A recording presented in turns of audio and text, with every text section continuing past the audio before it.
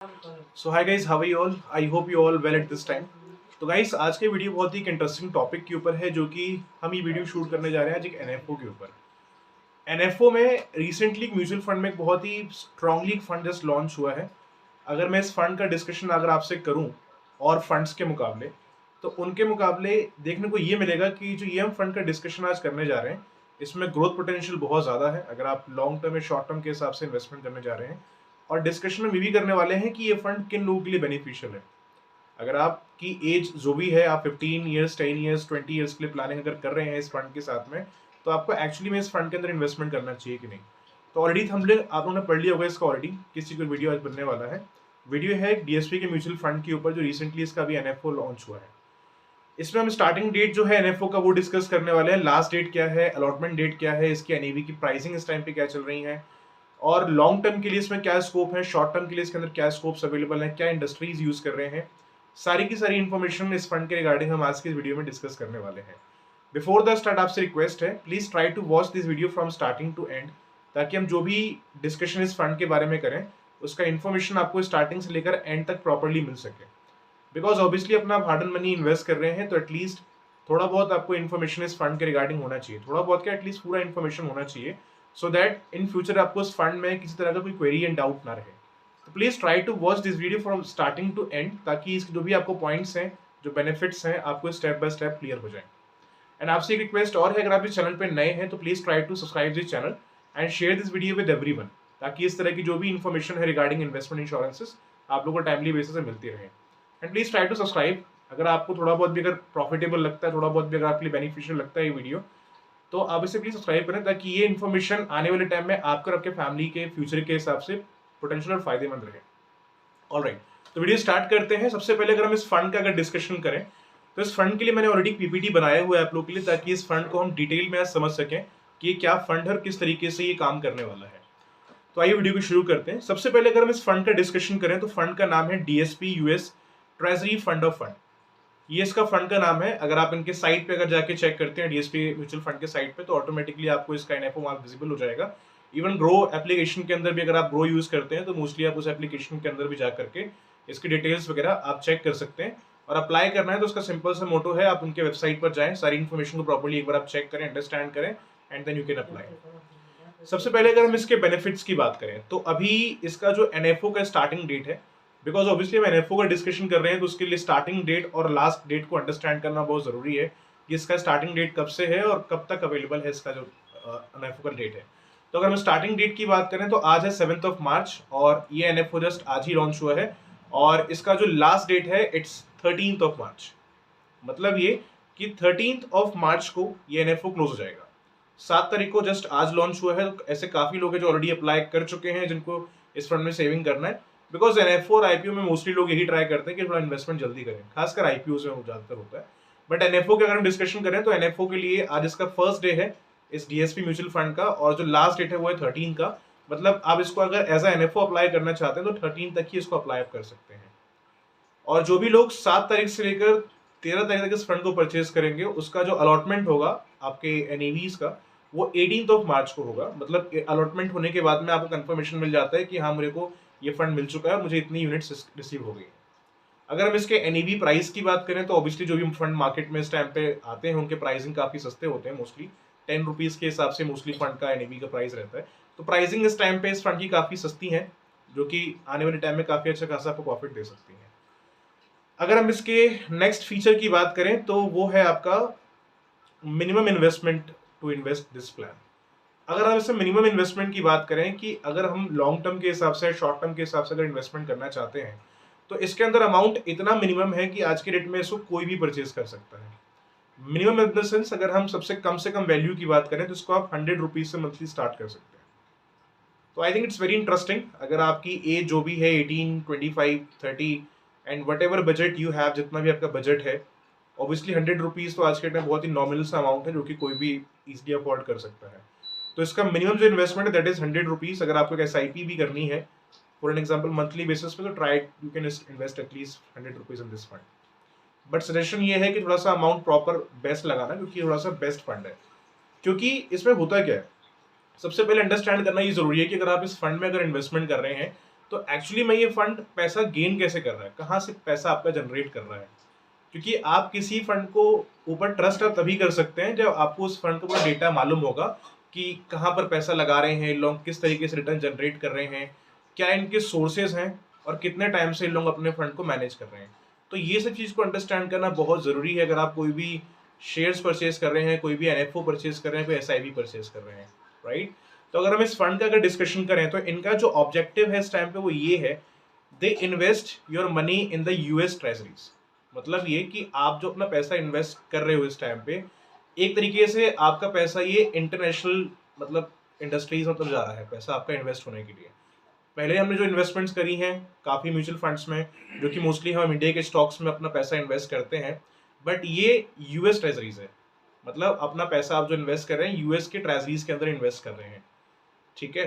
तो इसके अंदर अगर हम रिस्क कैपेसिटी की बात करें तो ये जो ऑप्शन है ये हाई रिस्क ऑप्शन है। आपको इसमें इन्वेस्टमेंट करना चाहिए कि नहीं करना चाहिए आपको खुद डिसाइड करना है, बिकॉज रिस्क लेवल कितना है वो आप अपना खुद जानते हैं कि मुझे हाई रिस्क में जाना है कि लो रिस्क में जाना है कि मीडियम रिस्क में जाना है। तो इसमें जो रिस्क लेवल है थोड़ा सा हाई रिस्क लेवल रहेगा, लेकिन हाँ रिटर्न भी आप अच्छे एक्सपेक्ट कर सकते हैं।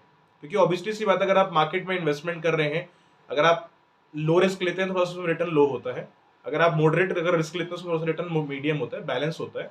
और अगर आप हाई रिस्क ऑप्शन लेते हैं या वेरी हाई अगर रिस्क अगर आप ऑप्शन ले रहे हैं मार्केट इक्विटी के अंदर, तो ऑब्वियसली उसके अंदर रिटर्न के चांसेस भी आपके लिए काफी ज्यादा हाई रहते हैं। बट हाई रिस्क में उतना रिस्क भी उतना हाई नहीं रहेगा। तो इस फंड में अगर आप सेविंग करने जा रहे हैं तो सबसे पहले मैं आपको ये बता दूं, कैटेगरी जो है ये बहुत ही हाई रिस्क कैटेगरी है। जो अपना पैसा आप लगा रहे हो वो हाई रिस्क पे इन्वेस्टेड रहेगा। दैट मीन रिटर्न के जाने के चांस ऊपर जाने के चांस बहुत हाई भी रहेंगे, नीचे आने के चांस भी उतने हाई रहेंगे। तो फर्स्टली इन्वेस्टमेंट के पहले आप अंडरस्टैंड ये करो कि ये फंड आप जो परचेज करने जा रहे हैं ये आपको हाई रिस्क में जाना चाहिए कि नहीं जाना चाहिए। क्योंकि मेरी अगर राय मानो तो मेरी राय ये है कि अगर आपको हाई रिस्क अगर लेना है तो आप थोड़ा बहुत पैसा इसमें इन्वेस्ट कर सकते हैं। अगर मैं आपको अगर अपना एक्सपेक्टेशन दूं, अगर आपको अगर हाई रिस्क लेना है तो आपका जो भी इनकम है और जो भी आपका बजट है उस बजट के हिसाब से ज़्यादा मत डालिए इसके अंदर। यू कैन इन्वेस्ट, जैसे अगर आपका बजट अगर फॉर एग्जाम्पल 10,000 रुपीज़ का, आपको 10,000 रुपीज़ अगर कम से कम इसमें डालना है, you can do one thing, you can invest 2,000 rupees, 3,000 rupees. I think this is the maximum value. अगर आपका बजट 10 के है, do not try to invest your whole money in this fund. बहुत सारे फंड ऑलरेडी लॉन्च हो चुके हैं और काफी फंड आने वाले टाइम में भी लॉन्च होने वाले हैं, तो उसका जो अपडेट है आपको हमारे चैनल के ऊपर मिलता रहेगा। बट इस फंड में सजेशन मेरा ये है कि आप ज्यादा मत डालो, ठीक है। अगर आप नए हैं तो नए लोगों के लिए और मेनली बोलना चाहूँगा कि if you are new investor तो try to put your less money, क्योंकि डाइवर्सिफाई हमें हर जगह करना चाहिए, कहीं पे हाई रिस्क के अंदर भी डालना चाहिए, लो के अंदर भी डालना चाहिए, राइट।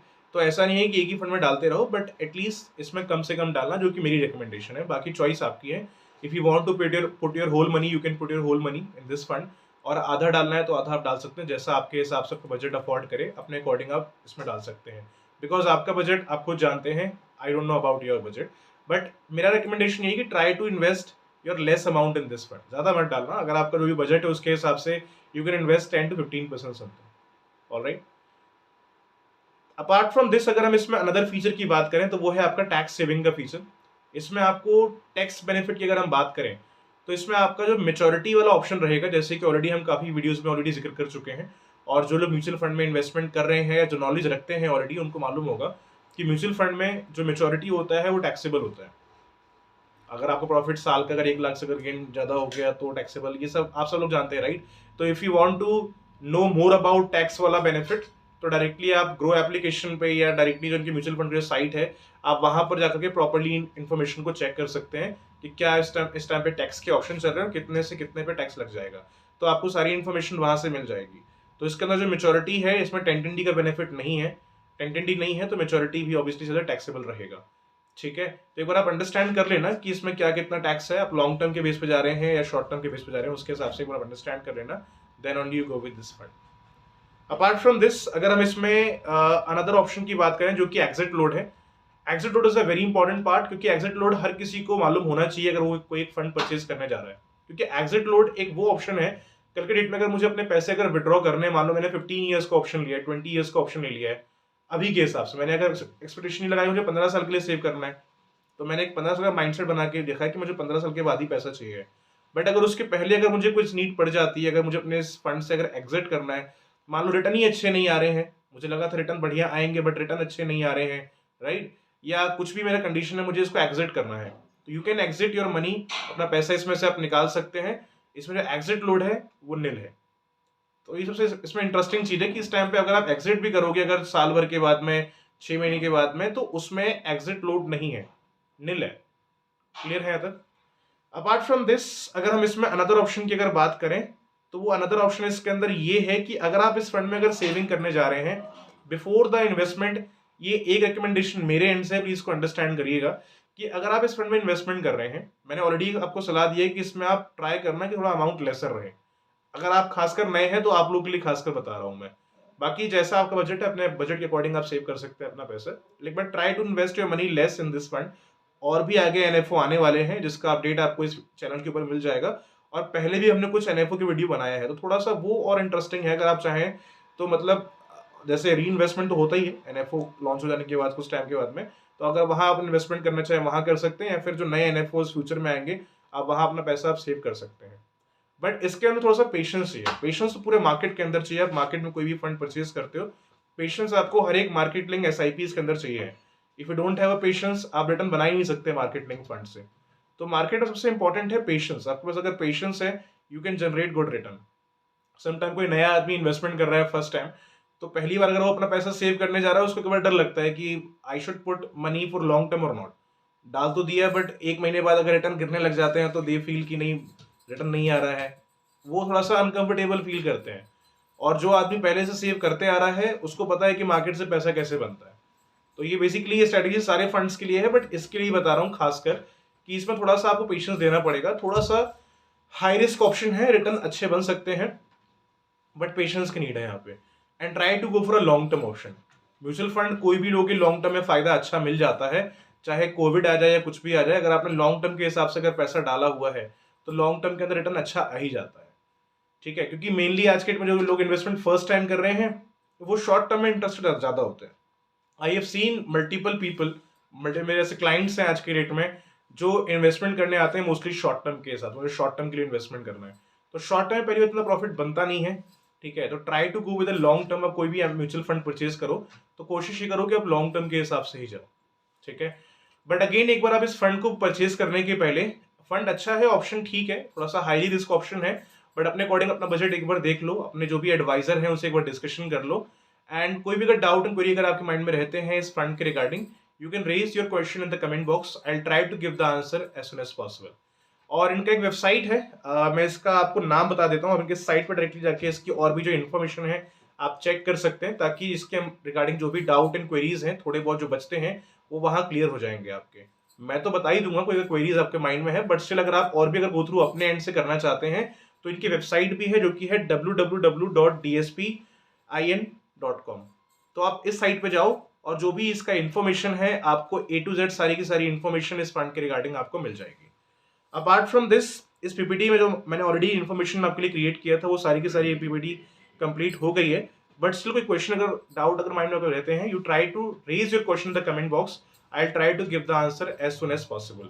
वेबसाइट का जो नाम है अगेन आप नोट डाउन कर लीजिए, ये आपके काम आएगा। It is www.dspim.com। Alright guys, तो बस आज के लिए इतना ही, मिलते हैं नेक्स्ट वीडियो के अंदर। Thanks to watching this video guys, have a nice day.